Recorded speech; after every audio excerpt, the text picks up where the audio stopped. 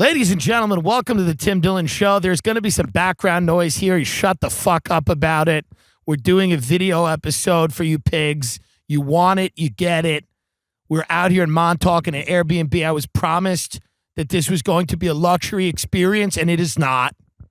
And I am unhappy about it. I got a table of 6 squawking birds over there, which I don't like, and I got a guy on his mower, okay?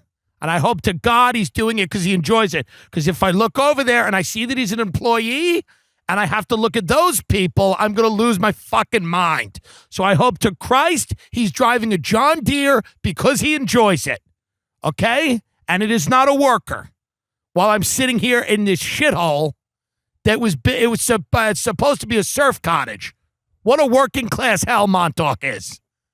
I was in the Hamptons. I came back to see my family who will die of COVID-19 in the second wave. I will make sure of it. COVID-19 may leave bullet holes in them and strangulation marks around their neck. They're going down by November. They're going down by November. I don't care. I don't care. Okay? And I went to see them. I got an Airbnb on that part of Long Island, the South Shore. I was sitting outside with 2 friends. Dan is producing the show today because Ben is back in California, and Dan is here because he doesn't have a life. So he's producing the show. I was here with Dan and Luke. Luke opens for me. And, I swear to Christ, with the fucking lawnmower, I'm going to break someone's fucking head here. I really am. For the love of God. They don't even have a couch in the fucking living room here. It's 2 wood benches that they've put blankets on like we're in a methadone clinic here. And the whole house is littered with Native American memorabilia. And by the way, I'm a supporter of the Native Americans. Many of you know that. But this house is owned by some white bitch who's decorated it all with fucking, Cocapelli and dream catchers and everything. It's just not tasteful. How bad is this background noise getting? Pretty bad? It's hard to tell with the hard lawnmower. to tell. It's hard to tell. We have a fucking mower and we got six squawking birds having a real white Zin night out here in Montauk, getting their opinions out.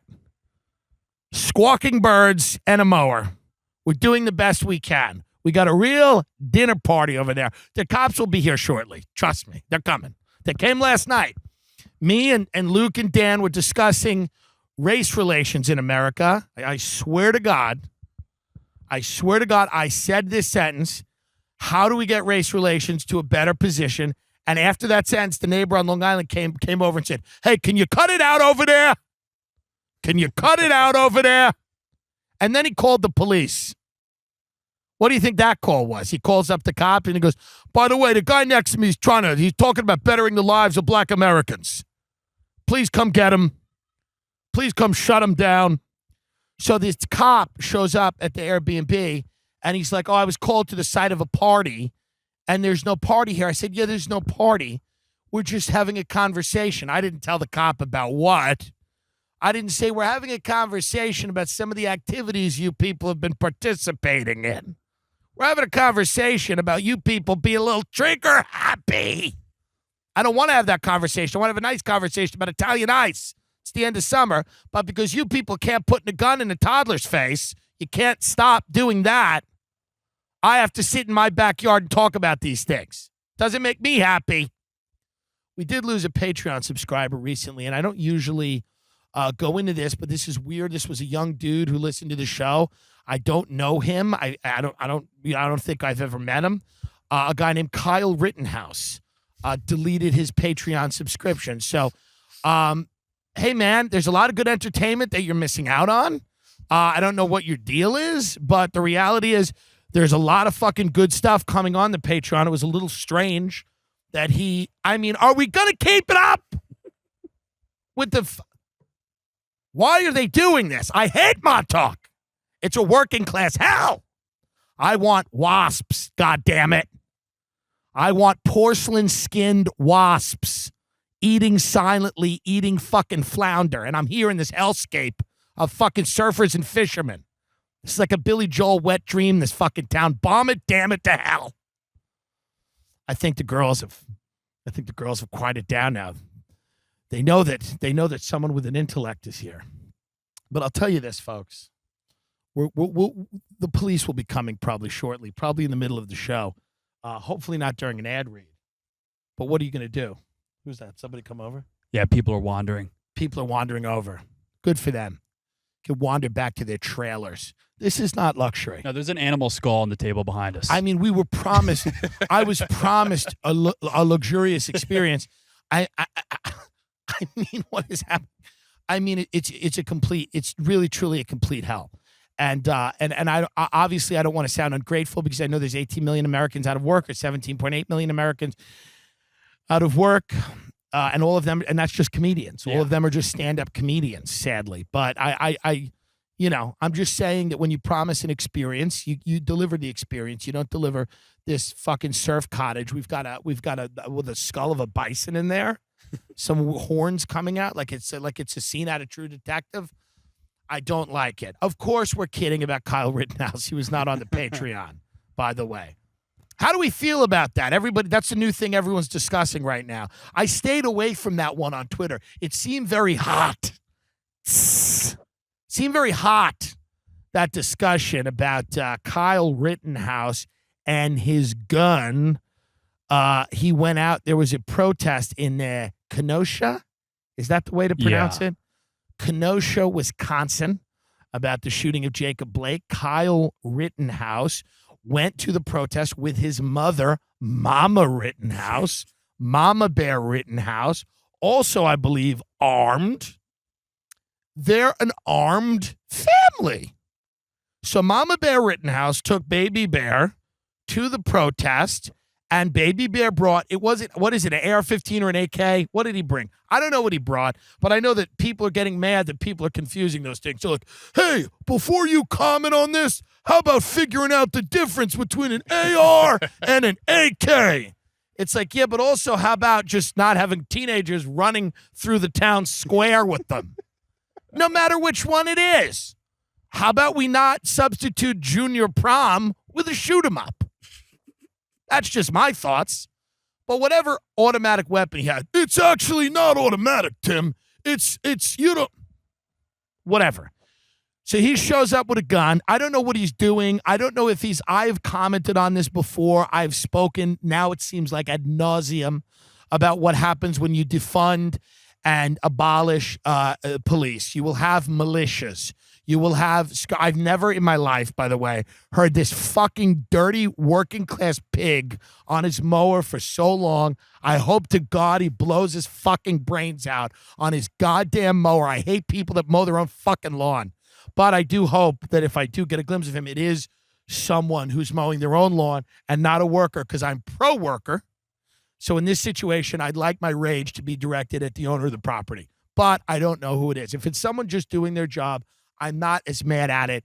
But if it's just some fucking hedge fund piece of shit who's fucking doing his own lawn because I want to feel like a real man. I just bankrupted Ecuador and I want to feel like a man. So I surf and mow my own lawn. There's a cute little bunny here. You can't see it, but I'm going to break its neck shortly and dip it in Frank's Red Hot. That's right. That's where you're going. But my point about the Rittenhouse situation is this is what's going to happen. It's predictable. When you have chaos, riots, looting, you will have people, some of them children, picking up weapons for no reason. Are they, well, is he defending who's he defend? Some people will defend their businesses. Some people just like chaos. Some people like violence. Some people are quite bored. They're bored, and they say, what's going on downtown tonight? Is it a parade? No. It's kind of a parade, but everybody's bringing a weapon. Let's see what we're going to get into. And some people go, well, that sounds like a fun idea. Let's grab the guns, get in the buggy, and head down to town. So we're analyzing it the wrong way. We're trying to look at it. We're trying to be like, but should he have? Well, I don't understand. Maybe. No, people are bored and they have weapons. It's not a good mix. You see, it's a combustible mix when bored people have access to machinery of death because they tend to use that. They want to go out. They're bored. They don't have any jobs. They've closed down the movie theater, so you can't go see Fast and Furious 27, okay? You can't meet a nice woman and try to get a hand job by the popcorn machine. You have to try to overthrow the government now if you want any fun. So if you want to get your jollies, you're leaving your house. So Mama Bear Rittenhouse and Baby Bear grab the AKs or the ARs or whatever they had, the elephant gun, the Uzi, I don't know, not an expert, okay? They get in the buggy and they head down to Kenosha, Wisconsin, the city center where the Black Lives Matter movement had been lighting up the cars and the dealerships, and they lit up a few dealerships that I saw. What else did they get over there? Do you see what they got? They got a few other things. Were you paying attention to this? No, I don't care about this. The reality is, well, that's good. That's why you're on unemployment. When that runs out, it's over. So the Black Lives Matter people, they come in and they're looting, and there's some chaos, and there's some skirmishes, some fighting, okay? And then you have, look something up on this, by the way, because I don't want to be wrong about this. It seems rather important. And then you have Rittenhouse. You see the video. I watched the video of the kid. He's being chased. He has a gun. He's being chased. Somebody kicks him in the head, and then he gets up. He sits up, and he starts shooting, firing. And then after that, I think he runs towards police, and people are angry that the police gave him a bottle of water, and they patted him on the head, and they didn't shoot him. Well, let's be a little consistent, folks. Do we want the police shooting people or not? How do we want this to play out? Do we want the police to just knee-jerk reaction, start shooting people as a general rule? I don't think we do, right? That's not what we want. In fact, I believe we're campaigning to reverse that behavior. But Kyle went to the... Now, I did find it a little suspect that the cops, let him drive himself to the police station. That I didn't like. I didn't think that it was right that they had a ticker tape parade for him. I thought that was very strange. When they were chanting his name, Kyle, Kyle, Kyle. That I didn't like. I thought that was very odd. So there was behavior that they engaged in that was disappointing to me from the thing of law enforcement. Many of them just started making out with him when he walked over. They just started deep mouth kissing him. I found that odd. He's a minor, but they were seemingly very supportive of him. There was a lot of high-fiving going on when he stepped over there. So again, there are things that shouldn't escape, the world's, eye. We should be looking at these things. But Kyle was then taken in by the police. Now he's booked on, I believe, first-degree murder charges in Wisconsin. This is what I believe is happening. And then this is the big to-do. Everybody is deciding, was it right or was it wrong, what he did and what happened? Well, here's my position. My position is this. As a general rule, when there is going to be civil unrest, I tend to go the other way. I recommend an Airbnb, something by the mountains, the desert. I enjoy the beach. I prefer that. Now, some people like to go into the eye of the storm, so to speak, with a weapon. Now, that is your prerogative. But when you do that, you understand that things are going to happen. Many of those things unpredictable and unfortunate. Maybe he was defending the local business. I don't know. I don't like any business enough to defend. I don't like any of my family enough to defend. In fact, if Black Lives Matter was killing my family right now, I would not show up to defend my family. I would actually tweet in support of whatever activity they were doing. I mean, I'm talking about BLM stomping my parents out in the middle of the street. I'm telling you, I would not go in the direction of that. I might feel bad for my parents. I would be like, oh, well, that's not good. But I wouldn't get in a car and head to their house with a weapon. Well, and maybe that speaks to my character. Maybe I should do that. But I just feel like this guy probably doesn't have a lot of guidance in his life. Mama Bear Rittenhouse, probably not Mother of the Year. She's driving her son to a protest. He's heavily armed. This doesn't seem like the best idea. I don't know what this was. Maybe they thought it was going to be just a show of force. They were going to march around with the weapons. I don't know. But again, when this type of thing happens, the looting, the burning, the chaos, I suggest Palm Springs, the Hamptons. These are the nice places. Jackson Hole. Not Montauk. God help you. It was a Smith & Wesson I AR-15. would rather be getting my skull kicked in right now by Antifa than be in this fucking shithole. My point is this, Coeur d'Alene, Idaho is nice. These are nice places. And of course, I'm naming the rich places because I'm being funny, but there's a lot of other areas that aren't expensive that you can go. You can leave. You can leave Kenosha, Wisconsin and go somewhere else till things quiet down. Try to get away until things simmer down. That's my general rule. Now you can go and march with a weapon. I just find it to be probably not too smart. And now this kid's got a first-degree murder charge. And that's what I've got to say about that. I don't know the kid. I don't know the family. All these people are, I feel like they might be a bit off.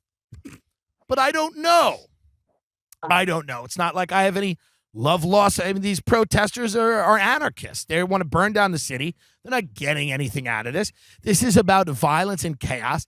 It is not a political movement. It does not have a political goal. It does not have points. It does not have a leader. There's no attempt at negotiations. There's very few demands that are realistic other than like eat the rich or end capitalism, which seems as a demand to be a bit lofty of an ideal per se. So again, we're seeing this as a movement which agitators and anarchists and people are going to take advantage of. The United States government might send people into that movement to further delegitimize it. They've done it with every protest movement ever. Every counterculture movement in America has been subverted by the FBI. Look up COINTELPRO. Look up any of these things, okay? So at the end of the day, you do not know who's in that crowd. When everybody's got a black mask on and everybody's just throwing Molotov cocktails, you don't know who's in that crowd, why they're in that crowd, what they're doing, okay?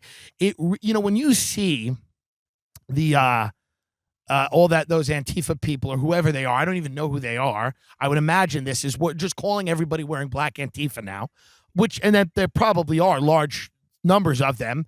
But they're yelling at this woman who's eating in Washington, D.C., and there's all of them, and they're screaming, and they're getting in her face, and they're going, Black Lives Matter. I'll tell you right now, that is a Trump campaign ad. It is a Trump campaign ad, to be honest. When you see things like that, and you go, is the other side just pure chaos? Is the other side pure chaos? And are they excusing chaos? Are they telling police to stand down? And are they not prosecuting people who are destroying your property, your business, your way of earning money? That becomes a big problem. So that becomes a campaign ad right there. I don't know who's in that crowd. I don't know who those protesters are. I don't know who they are.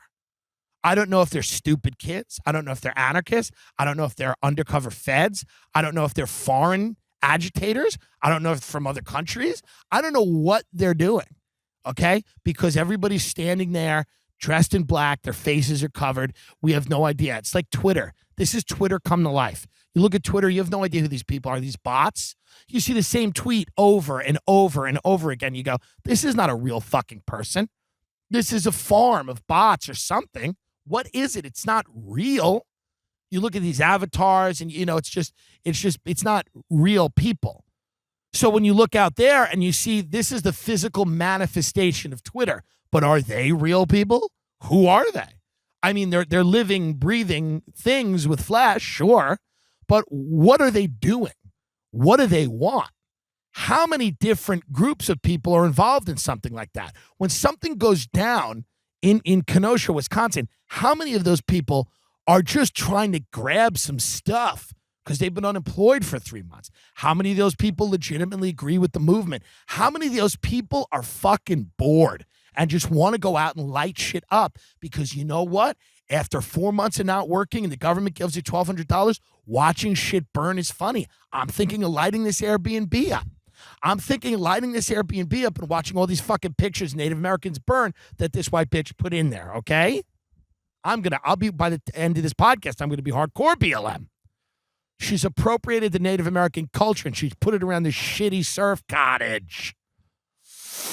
But this is why you have to look, you step back when you see these protests, you see this shit happening. You're like, things are unfolding at a mile a minute. It's very fast paced.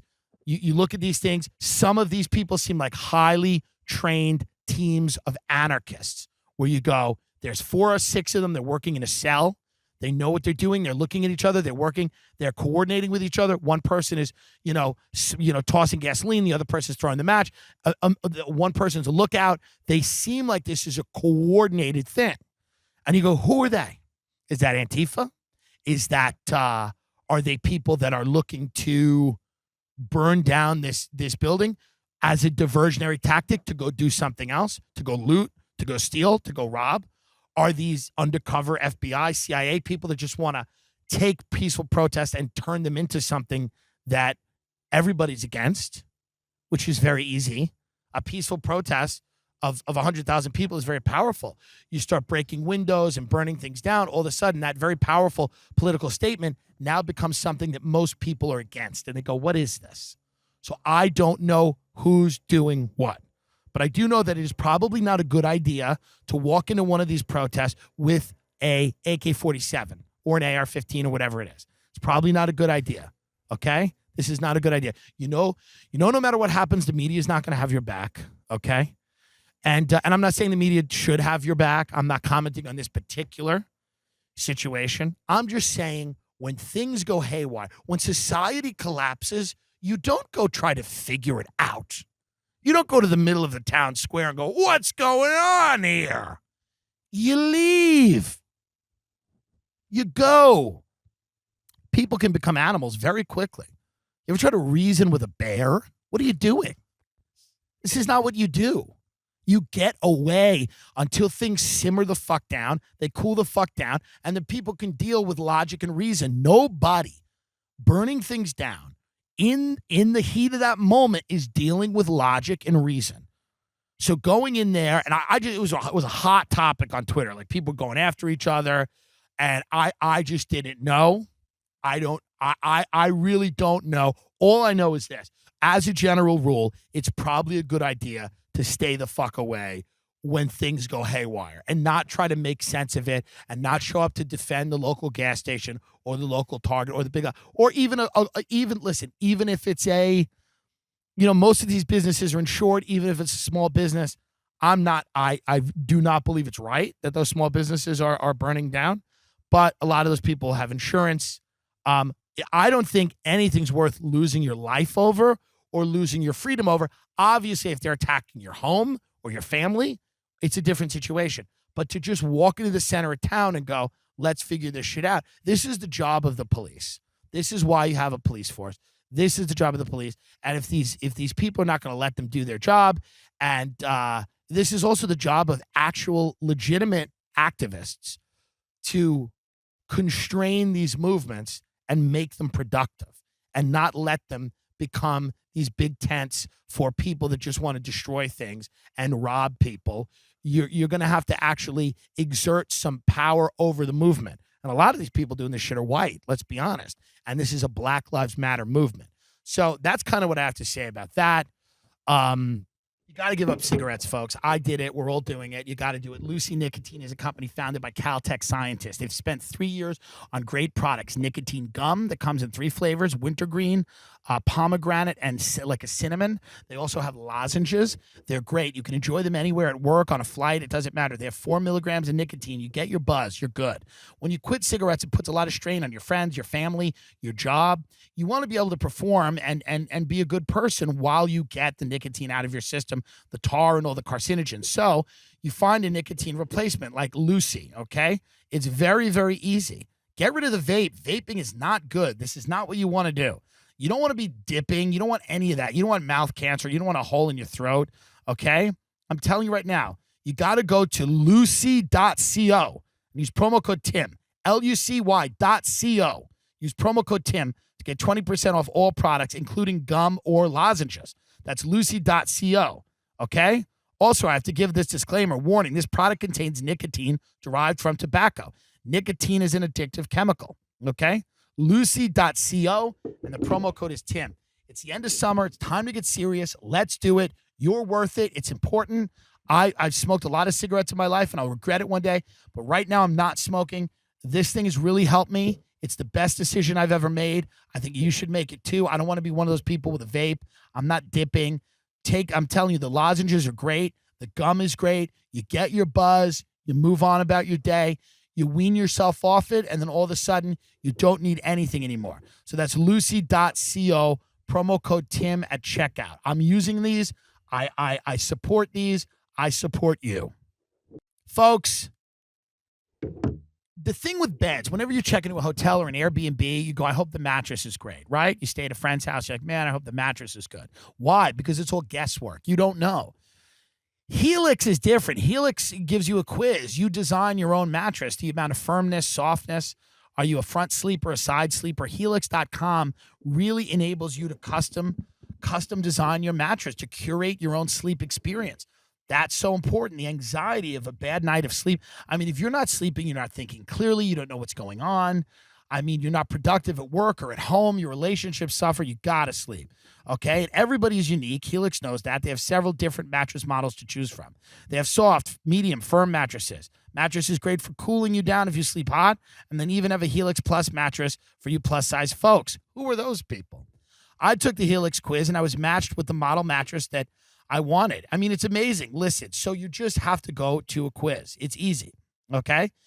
HelixSleep.com/Tim Dillon. Take their 2-minute sleep quiz. You have nothing to lose. It's not like you have to buy something.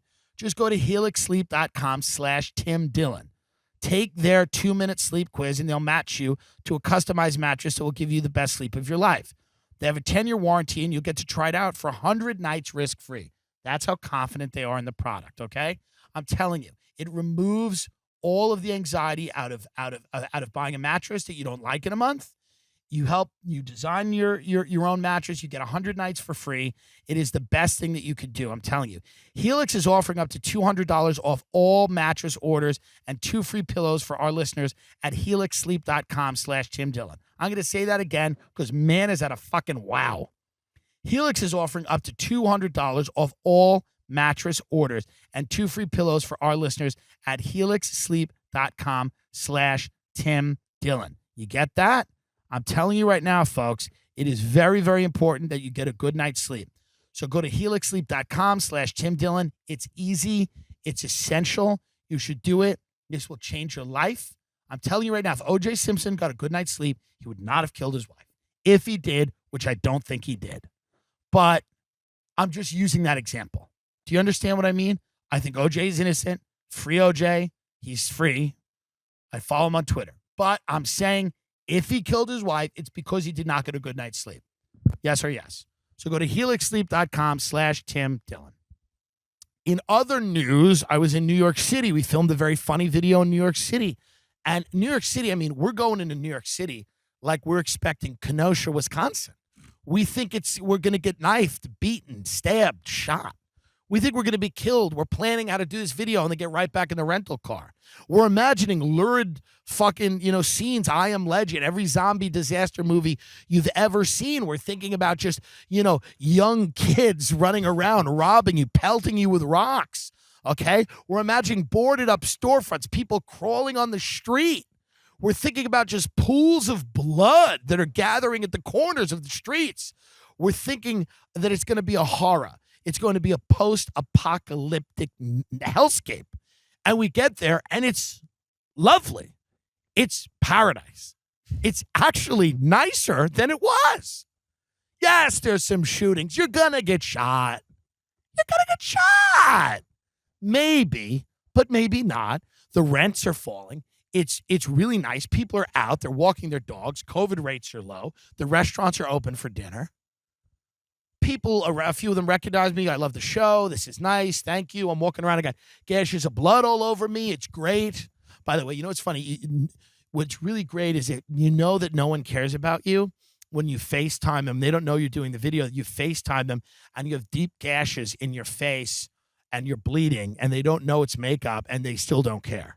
That's how you know you've really surrounded yourself with a great class of people. It's really, really good. My dad was like, what's going on? Why are you bleeding? That's the boomer response to everything. It's just light laughter and confusion. Christina, his face is bleeding. He has a gash in his face. Why is your face bleeding? Are you dying? He is dying. My son is dying. I mean, I was shocked at how nice, how beautiful New York was, and how I remember it. I love New York. I would never live there again, but I loved it, man. I love walking by. And a guy like you're a young guy. You should be there. If you're a young person, move to New York, date, Meet young people. Get stabbed if you have to. Take a bullet. Gives you a little character. Gives you a little story. But I'm telling you right now, I think the media has hyped this up. And this whole James Altucher, who I like, he's a sweet guy. He's like a bootleg Malcolm Gladwell. And I don't mean that to offend him, but he looks like Malcolm Gladwell. He's a big fan of this podcast, Altucher. He's a really nice guy. He's a fan of comedy. He's a comedian to some degree. He's a part owner of Stand Up New York, which is one of the worst comedy clubs in the country. And a place where every time I have to perform, I've considered blowing my brains out on the way there. Instead, I do it, and it's fine. I kid them, and I don't care about working there anymore. But I'm back in Governors. Love Governors. Thank you. We healed our wounds, and we're now back together. We're back together, and we'll do that with Stand Up New York too if they get, because I can sell little tickets now, so they'll be okay. It's a Mossad front. It is what it is. Thank you. Anyway, I did a New Year's Eve show there once, and the owner brought in like 3 tables of people, and they were eating food out of like big tins, and it's a Mossad front for weapons for the IDF. Anyway, moving on. Doesn't matter. Who cares? Anyway, doesn't matter. Altucher's a part owner of this business. Why? Because it's a scam, and he's like a Bitcoin guy, and he's involved in all kinds of different things, which I appreciate. His new thing's going to be like Doomsday Prepper. He's going to be selling, Doomsday Prep kits. Hey, you can run your business from your Doomsday hole, 10 tips for the modern business prepper. Dan's nervous because he wants to work these clubs, but I don't care. But James is a sweetheart of a guy, right? And he bought into this Mossad scam. And he does, like, every now and then he'll do a Bitcoin seminar in between 2 of the comics, which is very helpful for his show. I'll get up, do jokes, and then he'll come up and talk about Ethereum. So we're having fun. I'm sure he enjoys this. My job is my job, folks.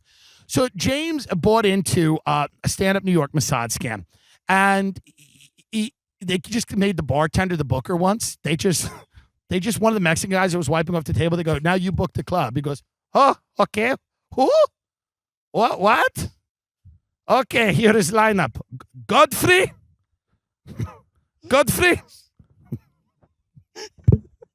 Tim Dillon. I don't know who is this. Laurie Kilmartin. Okay. You're the booker now. You wash the dishes. Now you book the club. Now you curate the entertainment for the audience. They just give the homeless guy across the street was the booker. You used to have to go and audition for him. He was blind, so you would have to, feel your face with his fingers. Anyway, so Altucher buys into this club, which is, and by the way, the New York Times, Jason Zinnemann, the writer for the New York Times comedy section, he still has a job. Amazing. Maybe the recession isn't that bad. Jason, who I like, who's been on the program, open invitation again, unlike Meg Ride Vulture, who will not come on. I don't know why. I'm respectful to everyone. Come on, but she doesn't want to leave her apartment. She's cocooned in there with many cats. Don't know. But come on, let's talk. I don't even hate her. I don't like what she does, but I don't hate her. I like that archetype of woman who's like kind of strange and, but committed to her work. Like I like a monastery type of like just typing. And I'm like that. I don't have friends and things. I like what she's doing. Come and join me and we'll sit at opposite ends of the table and we'll talk about how our careers are our lives and our lives are horrible. Yes or yes, Meg? So Jason wrote this whole thing about how it's so great to do stand-up comedy in Central Park and, on the shores of the East River and in a cab. It's so nice. And Stand-Up New York's producing a lot of these outdoor comedy shows now because when people just get out of a 4-month COVID isolation and they're laying in the park, what they really want is somebody yelling about their cock. That's what they want. They're just trying to be in the park with their family and they need some insecure psychopath babbling in the park. So James Altucher, part owner of Stand Up New York, who's on the avant-garde here and on the vanguard of all these new comedy experiences, curating all these comedy experiences in the park. James Altucher writes an article called New York is Dead, and it's never coming back. And people were very, very angry about that because Altucher, very smart guy, knows what he's doing, a little bit of a troll, knows what he's going to do when he says New York's dead. What's going to happen? Who's going to puff up their chest? Some gazillionaire like Jerry Seinfeld. So Jerry Seinfeld, who is a legend, a king, whatever you want, he's great. It is what it is. Probably wouldn't love me, but wouldn't like my comedy. Maybe he would, don't know. So Jerry writes an article saying, hey, New York's going to be okay. It is what it is, and that's the whole article. I mean, there's more parts of it, but, it's not that funny, but it's fun. And it's Jerry going, hey, he goes, yeah, I've never been to New York. I have a house in Long Island, which is an estate in the Hamptons, house in Long Island. But whatever, he's allowed to say that, right? It is what it is. So everybody, so Jerry goes, New York's going to be fine. Everybody's going to be fine. Shut the fuck up. And I saw him recently out here in the Hamptons, Jerry, and he was just pulling the masks off waiters and waitresses, and then deep mouth kissing them, and gender unimportant, and then kiss him, and then he would say, New York is back, bitch, and he'd say, open your mouth, and then he'd spit in their mouth. And I was like, that's the type of guy that I think is important to have. I think you need someone who's kind of tough like that and who's really has a passion for the city. I like that. I saw him hit a maid with his car, and he just said, New York's back, bitch, and kept driving. And that, I like that. But so Jerry got in the New York Times and just basically did a takedown of Altucher, and he called him a putz. I love Jerry Seinfeld insults. They're like from 1935. This guy's the putz. He's a louse. This look at this carnival barker. So Jerry's insulting this guy with Depression-era slang in the New York Times. I think Altucher responds in the Post. And it's just been a knockdown, drag out of rich guys who don't live in the city currently arguing about if the city's going to be back. And guys, the city is already back. It's actually doing fine. I mean, things aren't open. Things will open, but the city's doing fine. Yes, there is crime. There are problems. There are issues with the police, from what I gather. But the city itself is actually okay. So we have this tug of war between James Altucher at Stand Up New York. And of course, I kid Stand Up New York. I love you guys. I'd love to perform on a barge in the East River, if you have my email. And you have James Altucher going at a legendary king of the Hamptons, Jerry Seinfeld. And it's a knockdown, throwdown fight. The two men are much more successful than your humble podcaster here. So all I say is, hey, it's fun. I want to write a third article called New York's Not Dead, but Let's Kill It. And it would be outlining the reasons to kill New York and how to do it. That would be the humorous take, which Jerry and Altucher decided not to be humorous in their articles, following the ethos of comedy right now, to be very serious all the time and make tiny little jokes, kind of. That's what we do, and that's who we give specials to, and those people become millionaires. But I would like to write an article called New York is Not Dead, but fuck me if I ain't going to try. Let's kill it. Here's how to kill it. And I would then just list, an 8-point plan or a 10-point plan about how to destroy New York City. I think that would be fun. I don't know if that's going to happen or not. Probably not, but, we will see. But that's been a very interesting war that has been brewing in the comedy world. That is what the comedy world has been kind of talking about, and what it's bled out into anybody that's on Twitter, or really anybody that's in New York's probably come across one of those articles saying that New York is dead forever. And here's why. And Altucher made some good points. He said the internet speed allows you to conduct business wherever you want. So why the hell are you doing it in New York? And Jerry Seinfeld's whole point was that, which I thought was also a good point. He's like, where else can you kill a maid and then have it covered up in under 6 hours and have her body buried in the park? So both of them have a good point, and I think both of them should be heard. And by the way, guys, you are so welcome to come on the show. You're so welcome to come on the show, Jerry and Altucher and me. Just a couple of guys. Just a couple of guys that want the best for the fucking greatest city in the world, okay? And I'll rent a nice Airbnb. I won't be here in this Montauk surf shithole. I'm going to burn this place down. You got to be on ayahuasca to think this is a fucking nice place. I paid for luxury experience, and I didn't get it. And when I'm promised luxury and I don't get it, I squeal like a pig. I squeal like a pig, like a privileged, vindictive, petty little pig. That's a petty little pig. If you heard me squealing from a mile away, you'd go, that pig didn't get luxury. That pig was expecting luxury and didn't get it. What a petty little pig. And I'd go, "Arr!" I'd make a sound like that, and I wouldn't stop. And they'd toss and turn in their beds, and they wouldn't be able to sleep. And the kids would run into the rooms, and the kids would go, why can't I sleep? There's this blood-curdling scream. And the parents would say, son, I'll tell you a lesson. You're going to learn a lesson right now. If you promise a pig luxury, you better deliver. Because if you don't, that pig will scream until that pig can scream no more. Do you understand that? Daddy, why is luxury so important to the pig?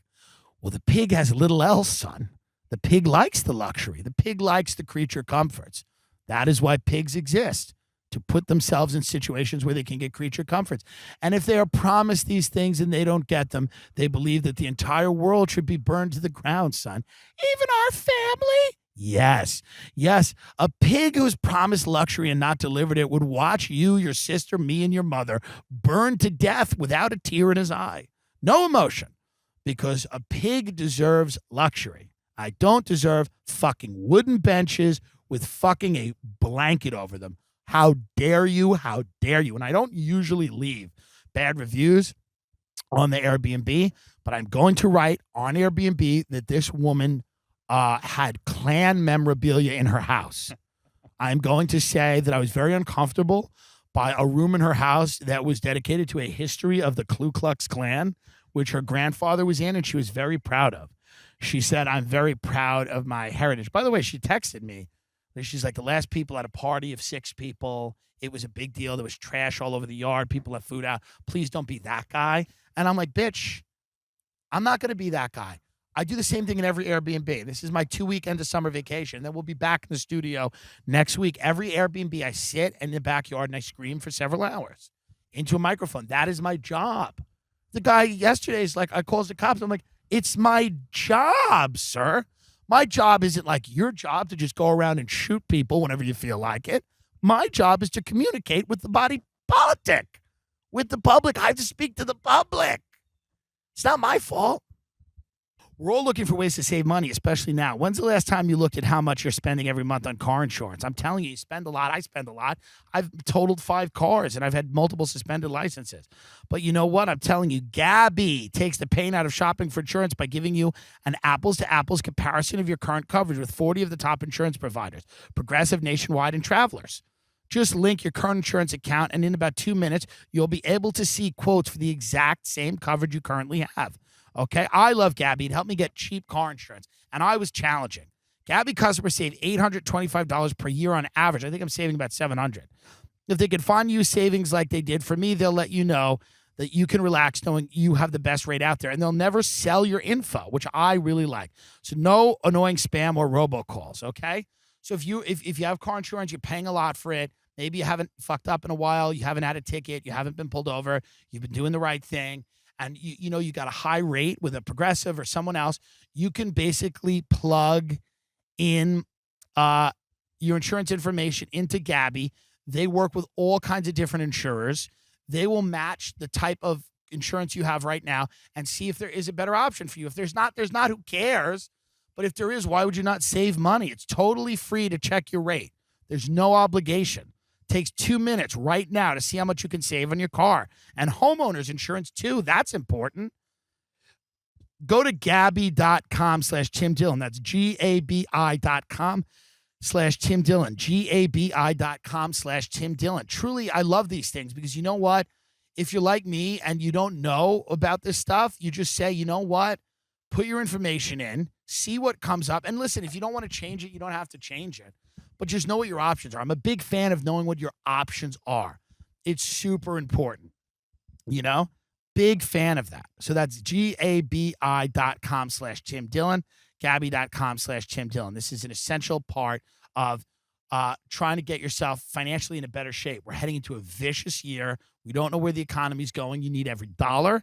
And if you can find out how much you're overpaying on car insurance, that's the best thing to do. So that's GABI.com/Tim Dillon. Do it. Tell me how much you saved. Tell me how much you saved. I mean, I'm interested to hear. You know, I mean, I wouldn't tell you to do this if I thought you couldn't save anything. I mean, many of you won't save anything. Maybe you probably won't because you're animals, you know. I don't know what you're doing in there. You're probably driving illegally, you know? Maybe you killed somebody with your car. You probably killed a family of 4 on the Long Island Expressway because you're driving the wrong way. What do I know what you did? But even if you are one of those people and you were charged, you served 10 years for vehicular homicide, still go to gabi.com/Tim Dillon. That's gabby.com/Tim Dillon and explain to them that you had a vehicular homicide where you killed an entire family, but you're looking to save money. Thank you. Ridge Wallet, yum. I mean, Ridge fucking Wallet. How many times have we told you to get Ridge Wallet? It is a small, front-facing, minimalist, sleek metal wallet that is so easy to sanitize. It is not leather. It is not annoying. It is small. It goes in your front pocket. Nobody knows you have it on you. It doesn't bulge in your pocket. Nobody's going to come mug you. It is the perfect wallet for the situation that we find ourselves in. It comes in titanium, carbon fiber, a bunch of cool flavors, layout.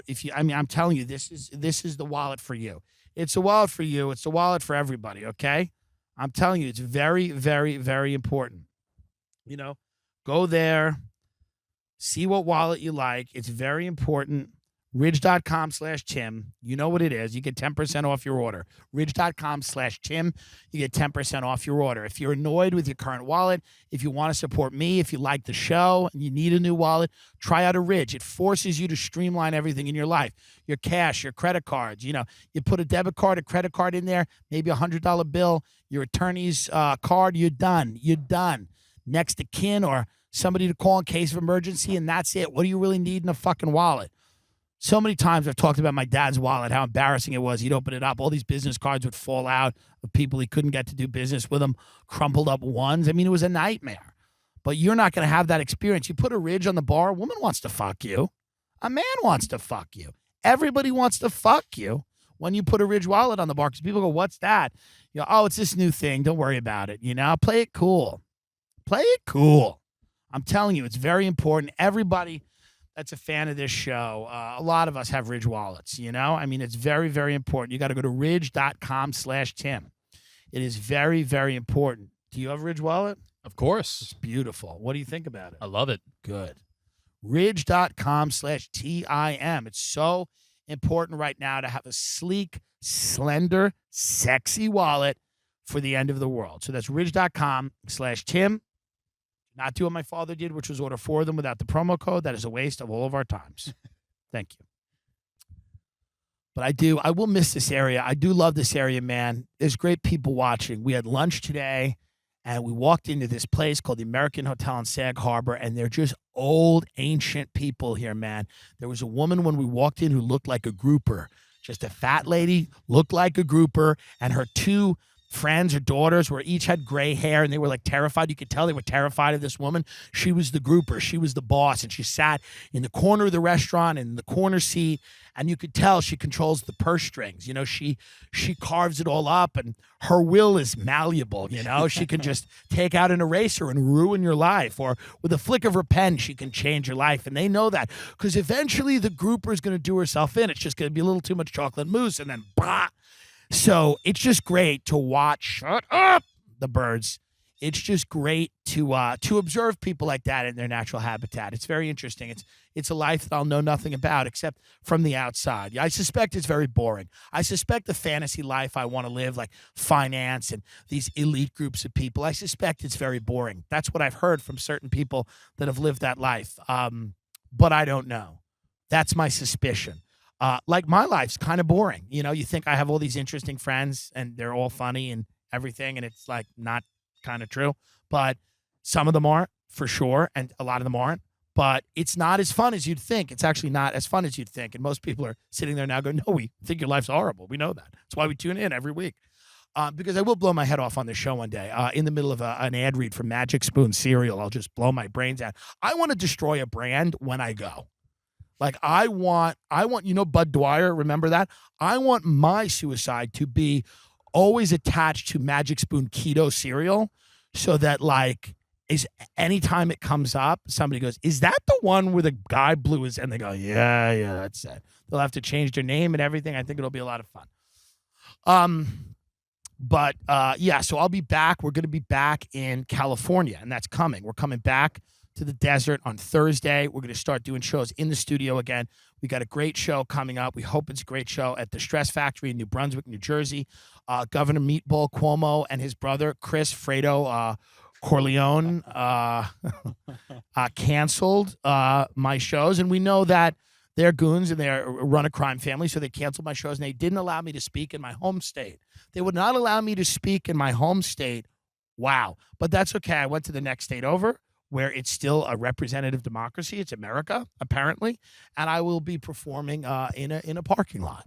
And I'm very excited about that. And then I will head back to the desert, and then I hibernate. I hibernate probably through the fall and the winter, depending on what the second wave's doing and if we can get back out there. But as soon as we can get back out there on the road, we're going to get back out there on the road, because I'm just getting a little bored not getting stomped out by rioters, to be quite honest with you. It's getting a little boring. I want to put myself into the mix. I don't need all of these ribs, you know? I want to get back out there. It's getting spicy in the streets. I want to be on stage at Zany's while everything's burning down, you know? So we will get out there, and don't worry about that. But until then, we're going to be, how long have we done, by the way? 40 minutes. Yeah. I mean, so if you are into seeing us live, seeing me live, it's going to happen. Don't worry about it.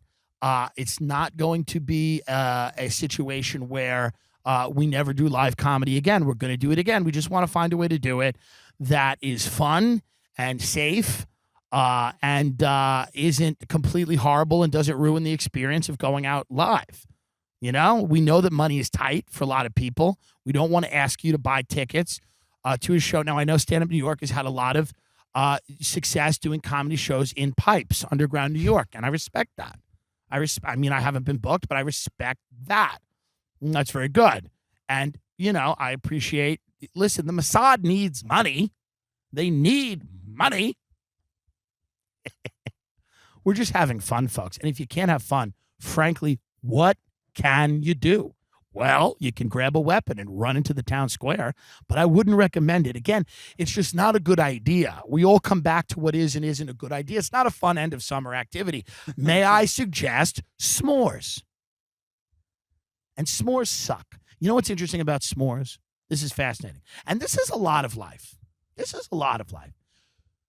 The idea of s'mores is good. The flavor of s'mores is great in other things. S'mores ice cream, s'mores pie, a graham cracker crust with chocolate pudding and a marshmallow top. I mean, nothing better. But the actual s'more sucks.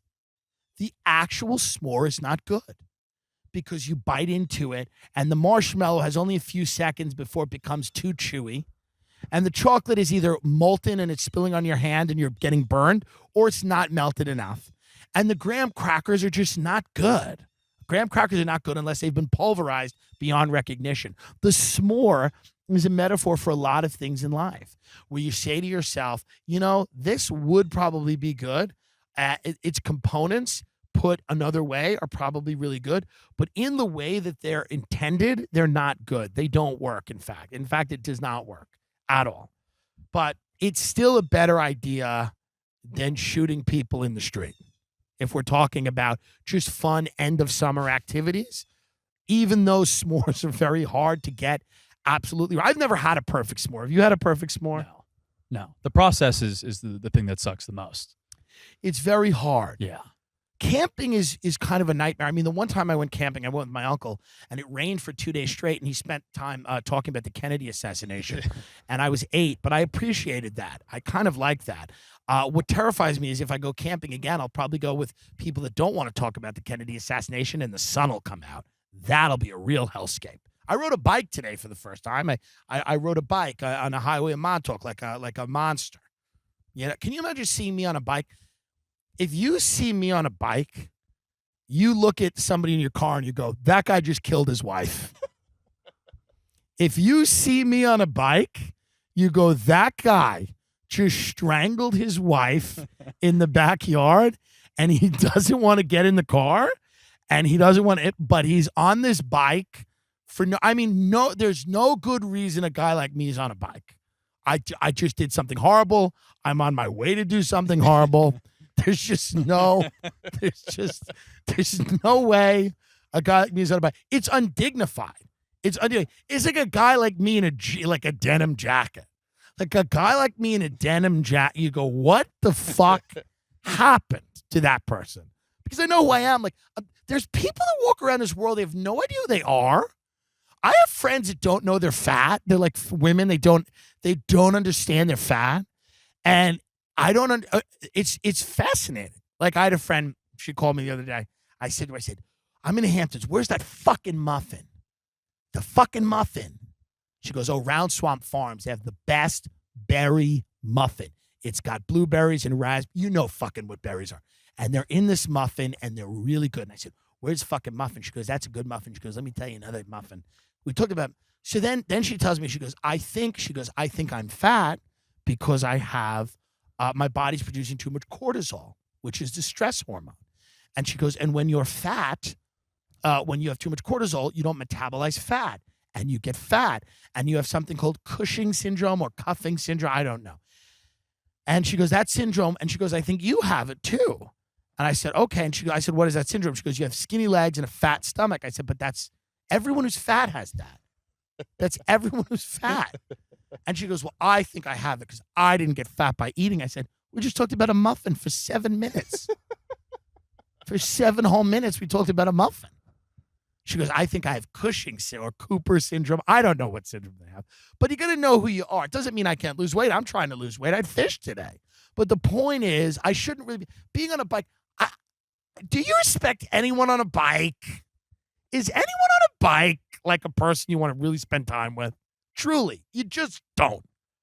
I forget what comedian has a great bit about people on bikes, whatever. But I just don't like the whole thing. To me, I don't like guys on skateboards, scooters, unless they're, the appropriate age. We don't need you to be 40 on a scooter, a Segway, a skateboard, a hoverboard, maybe, but this is just what it is. But I guarantee somebody saw me on the bike and just looked like he's driving his son at Little League, and he just goes, that man's done a horrible thing. It sounds like, what do you mean, Daddy? He goes, he's on a bike. He just did a horrible thing, son. He can close his eyes, but he'll never be able to unsee what he did. Kid's like, what? You got all this from him being on a bike? Guy's like, absolutely I did. I paid attention. That's where it is. That's where it ends. That's where we find ourselves here. It is 2020, the year of our Lord. At the end of August, we have found ourselves in a recession, a depression. We've become quarantined. We've become bots, people that exist only online. We've become the bots. We're the Russian bots. We're the things that everybody warned you about. We've become the, shaved head, genderless kind of, fucking beady eyes, dark blue light of computer screen in our face all the time. We became those people run and ruled by fear and anxiety and depression. We became those people. We became that darkness online that we always were scared was going to infect us. We became it for the last 4 or 5 months. And now, as we leave our homes, we can't shake that darkness. We can't shake it. We just want to watch shit burn. We want to shoot people. We want to topple oppressive systems. We want to destroy things. We want to burn things because we can't figure out how to do anything else. We can't figure out how to make life better for ourselves or each other. So the only thing that we can do right now is to destroy. And that's a big problem. And if we don't figure out a way to make our lives better, we are going to destroy each other, and we're going to destroy this planet. And that's a big, big problem for me, mainly because I just started selling tickets. So I would like a few years of entertaining people, which I worked very hard to do, before we start burning this entire planet down. But that's what you see happening. That's what you see happening with Mama Bear Rittenhouse and Baby Bear Kyle. When they get in that car and they get in there with those guns, they know where they're going. They don't know what's going to happen, but they're going to the end of the world. And they've been training for the end of the world for a very long time. And you've been training for it too. And it doesn't matter how you want to experience it. You might experience it on your computer. They might experience it up front. They feel the heat of that fire and their fucking fingers are on the trigger. But we're all going to the end of the world, whether we're doing it in a van with a gun or whether we're just logging onto Twitter. We are going to the end of the world. And if we keep traveling in the direction of the end of the fucking world, the world is going to fucking end. So that's what I'm saying. Take your foot off the gas, take your finger off the trigger, walk away, go the other way, go find a place that's quiet, think, and listen to Jerry Seinfeld and James Altucher debate. Listen to two millionaires debate the future of New York City, a city that will be fine without either one of them, by the way. But we can't keep our pressure, like we cannot keep our foot on the gas like this. It's going to be very, very, very destructive. And the next few months, I fear this, and I don't want to say it, but they're going to be bloody and they're going to be horrible. You know what I mean? And listen, I don't know how much advice you want from me. If you're going to do it, if you're going to go, if you can't stop yourself, truly, if you cannot stop yourself from grabbing a weapon and going to confront your idea of whatever you think evil is, and you're going to put yourself in hell, don't take a fucking bike. Goodbye.